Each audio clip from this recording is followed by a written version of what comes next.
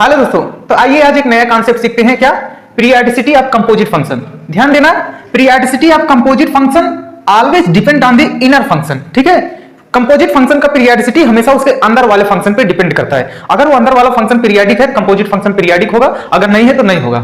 और उसका पीरियड भी जो डिसाइड होता है वो अंदर वाले फंक्शन मींस इस अंदर वाले फंक्शन जीएफ से डिसाइड होगा। ध्यान देना, जैसे यहां पर देखिए fx बराबर sin x दिए हैं। अब ये पीरियडिक है कि नहीं है, हम इसके अंदर वाले फंक्शन को देखेंगे। तो अंदर वाला फंक्शन हमारा क्या है? फ्रैक्शनल पार्ट ऑफ फंक्शन है। ठीक है, तो आपको पता होगा कि फ्रैक्शन पार्ट फंक्शन का पीरियड जो है 1 होता है। तो इसका पीरियड क्या हो जाएगा? 1/2, जो भी यहाँ पर कांस्टेंट रहेगा उसके मॉडुलस वैल्यू से डिवाइड कर देते हैं। ठीक है, तो ये हमारा फंक्शन कैसा है? पीरियडिक है और उसका पीरियड 1/2 है। वैसे इस कंपोजिट फंक्शन का अगर ध्यान से देखें तो इसके अंदर वाला फंक्शन सिर्फ देखेंगे हमेशा, कंपोजिट फंक्शन के अंदर वाला। बताइए क्या एक्सपोनेंशियल फंक्शन पीरियडिक होता है? नहीं होता है। तो ये फंक्शन हमारा पीरियडिक नहीं है। जब ये पीरियडिक ही नहीं तो इसका कोई पीरियड नहीं है।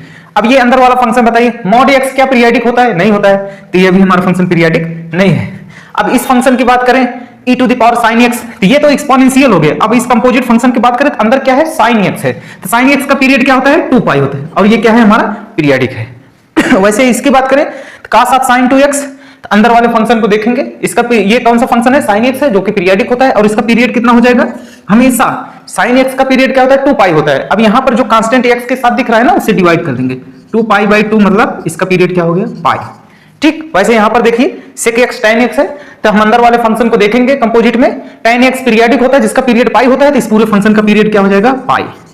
ठीक, वैसे यहां पर देखिए sin of cosec square x, हम हमेशा अंदर वाले फंक्शन देखेंगे जब कंपोजिट फंक्शन की बात करेंगे। तो cosec स्क्वायर x का पीरियड कितना होता है?